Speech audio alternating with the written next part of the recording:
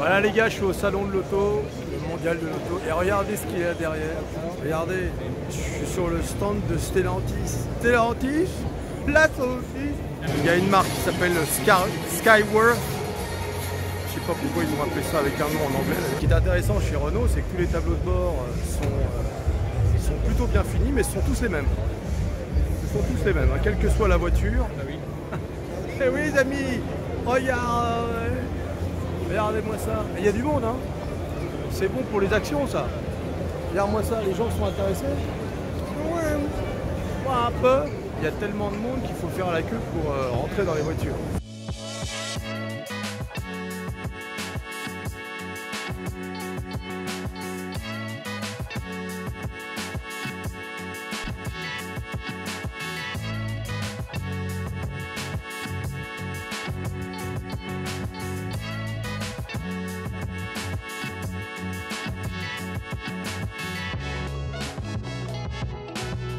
Alors là, je vous le dis les gars, en fait, c'est la première fois que je le vois en vrai et je peux vous assurer que toutes les vidéos et les photos qu'on a vues ne rendent pas justice à la voiture en vrai. En fait, la voiture en vrai, elle déchire, mais déjà, elle fait plus grosse, plus haute que ce qu'on voit sur les photos et les vidéos. Mais surtout, la carrosserie en acier inox, les roues, etc. Mais ça donne un effet, je vous assure, c'est absolument extraordinaire. Et le problème, c'est que je suis en train de filmer, donc ça, vous n'aurez pas le même effet qu'en vrai, quoi.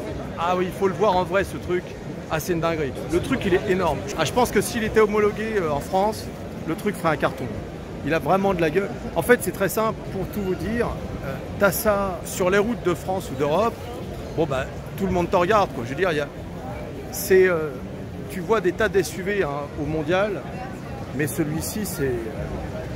D'ailleurs, c'est même pas un SUV, c'est une sorte de pick-up. Je vous assure, c'est vraiment... C'est une tuerie. Regarde-moi ça.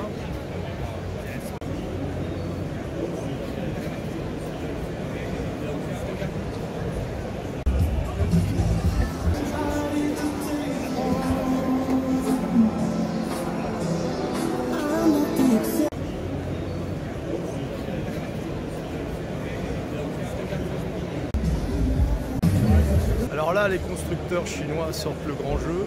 Voiture très attrayante. Les stands ont un gros succès parce que les voitures sont assez plaisantes quand tu es dedans. Et c'est vrai qu'elles ont de la gueule, mais c'est surtout le prix, quoi. Les gens se disent qu'ils vont peut-être pouvoir s'acheter une voiture qui les fait rêver, mais à un prix abordable, quoi.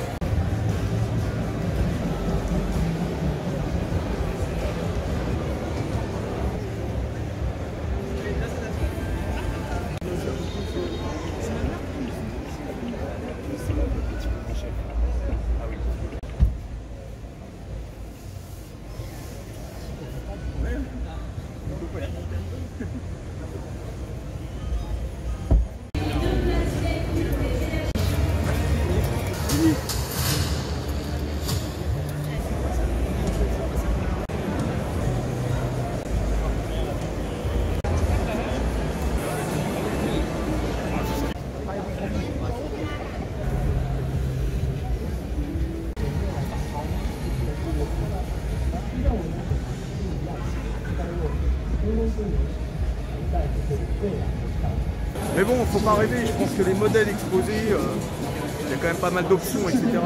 Mais il est évident que les gens sont très intéressés par les modèles chinois, notamment BYD.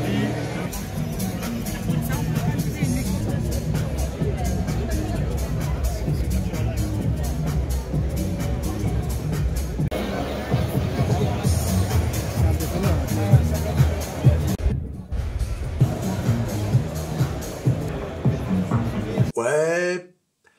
Alors j'étais au mondial de l'auto et première chose qui m'a un peu surpris, c'est la taille du salon. Avant, pour faire le salon de l'auto en entier, il te fallait, tu pouvais pas le faire en une journée, quoi. À moins vraiment d'y venir à l'entrée et puis de partir au jour nocturne, genre à 22 h.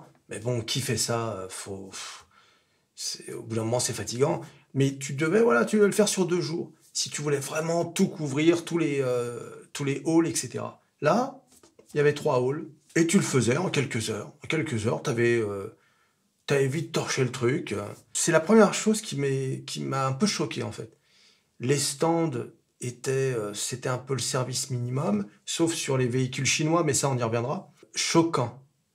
Les Allemands, pour ceux qui sont venus, hein, BMW, Audi et Volkswagen, c'était service minimum. Surtout BMW, quelle honte. Il y avait, je vous assure, c'était honteux. Il n'y avait même pas de véhicule un peu fun, tu vois, genre une bonne M4, ça aurait été sensationnel. Pas de SUV, pas de X5, pas de X7. Il y avait le nouveau X3, c'est tout. Il y avait une série 7, deux, trois autres modèles électriques. C'était vraiment... Et puis, c'était tout petit, quoi. Et, voilà, on sentait que c'était vraiment le service minimum. Donc... très déçu. Et alors, Mercedes n'a même pas fait le déplacement. D'ailleurs, c'était pas la seule grande marque qui n'était pas présente. Nissan n'était pas là. Opel non plus, d'ailleurs, pour les marques généralistes, alors que ça fait partie du groupe Stellantis. Porsche n'était pas là. Alors, il y avait 2-3 Porsche dans des stands à part qui n'avaient rien à voir, mais la marque Porsche, pourtant, ils ont un sacré catalogue de modèles quand même maintenant. Ils n'étaient pas là. Les voitures, en fait, les grandes marques, Ferrari, Lamborghini, tu sais, de voitures de luxe, ils n'étaient pas là. Rolls-Royce, Land Rover, enfin Range Rover, ils n'étaient pas là. Voilà, c'était vraiment le service minimum. Et du coup, eh bien, c'était une aubaine pour qui? Bah, pour les Chinois. Alors bien sûr, il y avait Renault, Peugeot, Citroën. Bon, eux, ils étaient... bien sûr, ils étaient à la maison, hein, donc forcément, ils étaient là de façon normale, quoi. Ils présentaient tous leurs modèles. Il y avait à peu près... oui, il y avait tous les modèles des marques françaises. Mais ça a favorisé, bien sûr, les marques chinoises. J'avais jamais vu autant de marques chinoises sur... Attention, hein, il n'y avait pas toutes les marques chinoises. Il y en a, je crois, plus de 70 des marques en Chine. Là, il y en avait, je ne sais pas, peut-être 5, 6... bien sûr, il y avait les plus grandes, hein, BYD, XPeng, Skyworth et toutes ces marques. Et alors, ce qui était drôle, moi j'aime bien voir le comportement des gens, des spectateurs. On pouvait voir l'attrait des véhicules chinois auprès du public français. Pourquoi? Parce qu'en fait, les gens, si tu veux... Moi, par exemple, je suis monté dans les voitures. Pour la première fois, je montais dans les voitures chinoises et je comprends pourquoi les gens sont excités. Parce que on a l'impression de monter dans une voiture avec toutes les options qu'on trouve dans les voitures, tu sais, premiums, allemandes, etc., mais au prix d'une voiture généraliste. Et c'est ça qui excite les gens. Les gens se prêtent à rêver, si vous voulez. Les gens se disent « Waouh, j'ai peut-être la possibilité d'avoir... le genre de voiture dont j'ai toujours rêvé à un prix que je peux aligner. Je peux aligner l'oseille. Alors que avant, quand je montais dans une Mercedes, Audi, BMW, etc., c'était juste pour rêver. Je savais pertinemment que je n'aurais pas l'argent pour m'acheter une telle voiture. Et c'est ça qui a fait rêver les gens. Parce que les Chinois, pour le moment, ils mettent tous les jouets. Hein. Les écrans, les machins, les options, en veux-tu, en voilà, et ils essaient de maintenir le prix le plus bas possible. Attention, hein, ne rêvez pas non plus. Hein. Vous n'allez pas avoir des prix à la Dacia, d'accord? Il y aura des voitures au prix de Dacia, mais ce sera pas, vous n'aurez pas le premium feeling, quoi, si vous voulez. Hein. Vous aurez d'ailleurs quelque chose de pas mal, d'assez décent, mais ce ne sera pas le premium feeling. D'ailleurs, en parlant de Dacia, je suis monté j'ai essayé donc le Duster et le Bigster, c'est-à-dire c'est un Duster rallongé, hein, un peu plus gros. On y est bien, mais faut pas être, exigeant concernant les matériaux. Hein. Toc, toc, toc, c'est du plastique creux. À ce prix-là, c'est normal aussi. Hein. Je veux dire, là, tu as quand même... on est en dessous de 25 000 € quand même. Pour un SUV. Donc c'est quand même... voilà. D'ailleurs, si Citroën arrive à mettre son C3 Aircross, là, donc le concurrent du Duster, apparemment ce serait le même prix. J'ai trouvé que dans le Citroën, les matériaux... Enfin, l'ambiance générale faisait plus cossu quand même. Et alors du coup, dans ce salon, de par la présence des Chinoises, mais pas seulement, eh bien c'était la part belle à l'électrique. Je veux dire, les rares modèles thermiques, bah, on avait presque l'impression qu'on était dans la partie préhistoire de l'automobile, l'histoire de l'automobile quasiment. C'est incroyable. Ça aussi, ça m'a beaucoup déçu. Tout était vraiment... attention, il y avait des modèles thermiques, hein, notamment sur les stands des voitures françaises. Mais on sentait bien que le salon était la promotion de la nouvelle ère, c'est-à-dire l'ère de l'électrique. Or, en ce qui me concerne, je suis pour un choix entre l'électrique et le thermique, avec les moteurs hybrides, par exemple. Je trouve que les moteurs hybrides, c'est superbe. Un moteur hybride avec une autonomie, par exemple, de 80-100 km, ça permet de faire de la ville en électrique. Et puis, dès que tu commences à sortir de la ville, genre autoroute, etc., et ben là, tu passes en thermique. Comme ça, tu pollues pas la ville. Parce que c'est quoi le défaut de la voiture en ville thermique? C'est le bruit et la pollution. Et c'est vrai que les voitures électriques, c'est quand même mieux. Donc, c'est là-dessus qu'il faut aller. Plutôt que de dire, à partir de 35, on veut plus de voitures thermiques. C'est stupide comme raisonnement. En plus, on le voit bien, les voitures hybrides cartonnent. Les gens veulent des voitures hybrides. C'est ça que les gens veulent.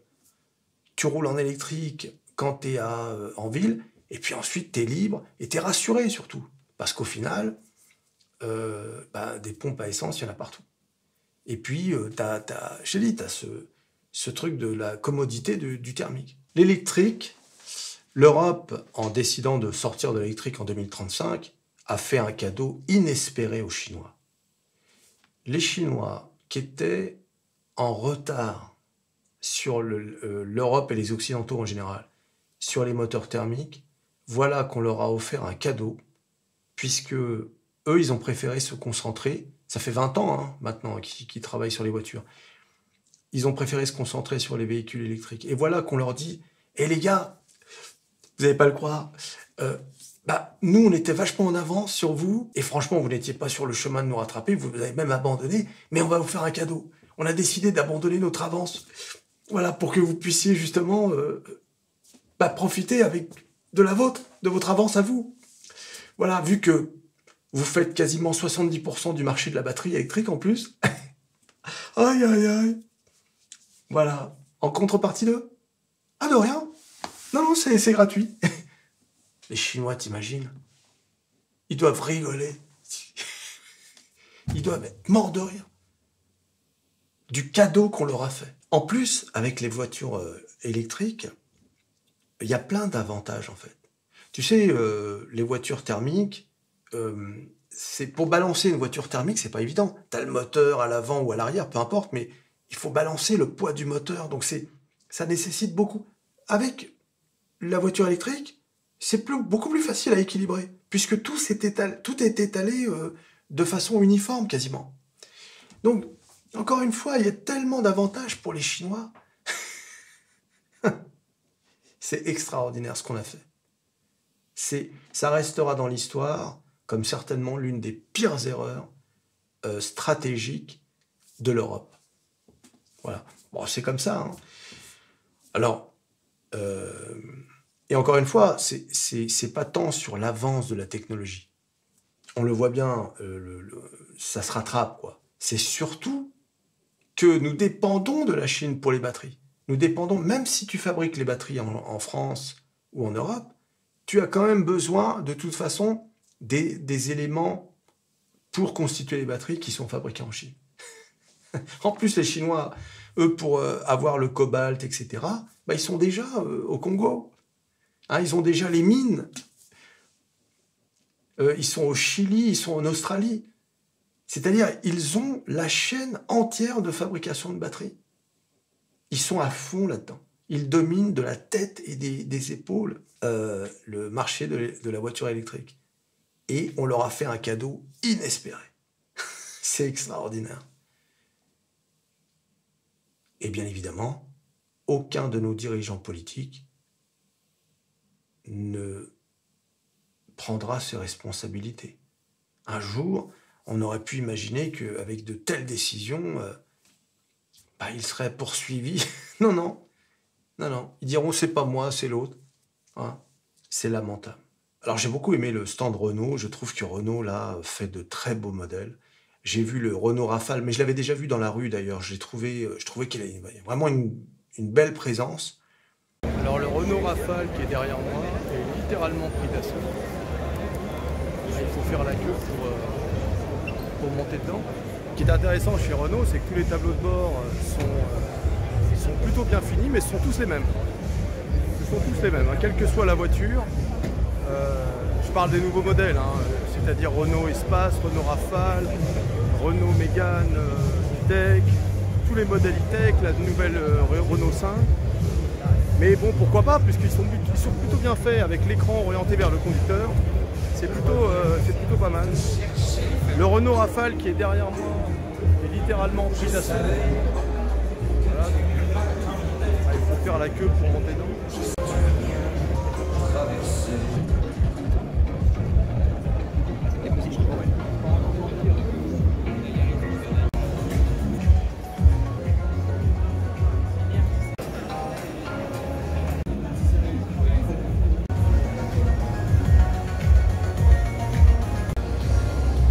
Alors je le dis dans la vidéo, là, hein, tu as vu, les tableaux de bord, c'est tous les mêmes, mais ils fonctionnent plutôt bien, ils sont sur Google, hein, ils n'ont pas de logiciel maison. Ça, c'est ce que je reprochais à Peugeot, tu sais, qu'il y avait un logiciel maison. Alors maintenant, ils ont un peu changé, c'est beaucoup plus fluide.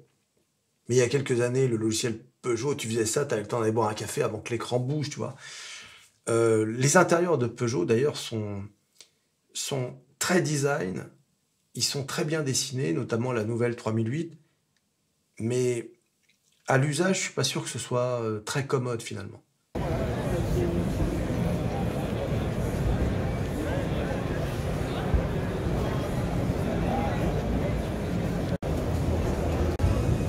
La Renault 5 a eu un succès énorme, les gens l'adorent apparemment. C'est vrai qu'elle a une présence cette voiture, mais elle est quand même assez chère. Ça reste une petite voiture et qui est quand même assez chère. Donc est-ce qu'ils vont baisser le prix au fur et à mesure? Mais cela dit, je vois bien des gens mettre un peu l'oseille supplémentaire pour l'avoir, parce que elle a quand même une présence, tu vois. C'est pas une voiture qui passe inaperçue. Tu la croises dans la rue, tu vas quand même, tu vois, il y a quelque chose à cette voiture. D'ailleurs, je trouve que le design de Renault depuis quelques années est quand même pas mal. Regarde la Renault Mégane E-Tech, elle est quand même superbe bien dessinée, tu vois. En plus, elle fait vraiment solide, hein, c'est une voiture électrique. Hein. Alors certains la détestent, j'ai l'impression que c'est un peu une love, tu l'aimes ou tu la détestes, hein, la Renault 5. La Renault 4, la Renault qui est censée reprendre un peu la 4L, elle est mignonne en vrai. Alors, j'ai pas compris par rapport à la Renault 5 où est-ce qu'elle se situe. Mais bon, après tout, pourquoi pas. Hein. D'ailleurs, l'avantage de la voiture électrique, là encore, un autre avantage, c'est que tu as beaucoup plus à mon avis, hein, beaucoup plus de flexibilité au niveau du design. Puisque forcément, les moteurs sont plus petits, et puis tu as la source d'énergie qui est étalée sur toute la surface de la voiture. Donc là, je pense que les constructeurs vont s'en donner à cœur joie. Ils vont sortir des tas de modèles, en veux-tu, en voilà. Et Citroën, bon, moi, j'ai jamais été un grand fan, mais les modèles, notamment le C3 Aircross, là, qui est sympa, qui est franchement bien dessiné, et si effectivement il sort au prix qu'ils ont indiqué, bah, je pense que ça peut être un gros succès, hein, le C3 Aircross. Alors j'ai eu un gros coup de cœur pour le M-Hero, c'est ce 4x4 qui imite le Hummer. Jusqu'au tableau de bord, regardez cette comparaison entre les deux tableaux de bord. Hein, tu as le Hummer et le... Enfin, c'est exactement la même chose. Allez, mais de toute façon, ils s'embêtent pas. Hein. Mais le truc, c'est que ils reprennent ce que font les autres, mais ils rajoutent des gadgets, tu sais, des trucs comme je disais sur Métamorphose 47, eh bien, ils font appel à nos désirs d'enfant, tu vois. On a vraiment envie d'y être dans ces voitures-là. Alors attention, cette voiture-là, on n'est plus dans le prix des Chinois, hein. Là, c'est 170 000 €. Sans parler du malus, du poids, ce ne sera pas un malus écologique parce que c'est une voiture électrique. Le mec il m'a dit qu'il y aurait une version hybride d'ailleurs. Mais comme vous le savez, en France, on adore le malus, hein. Vous avez vu, hein, les 60 000 désormais vont passer à 70 000, 80 et ça ira même jusqu'à 90 000 € de malus. Dans ce pays, on n'en a plus rien à faire. Les politiciens n'en ont plus rien à faire. Ils font ce qu'ils veulent, ils sont en roue libre. Là, on a échappé à une loi sur les impôts. Allez voir ma vidéo qui s'appelle sur Métamorphose 47 qui s'appelle Boucherie fiscale. C'est incroyable. Donc, c'est de la folie.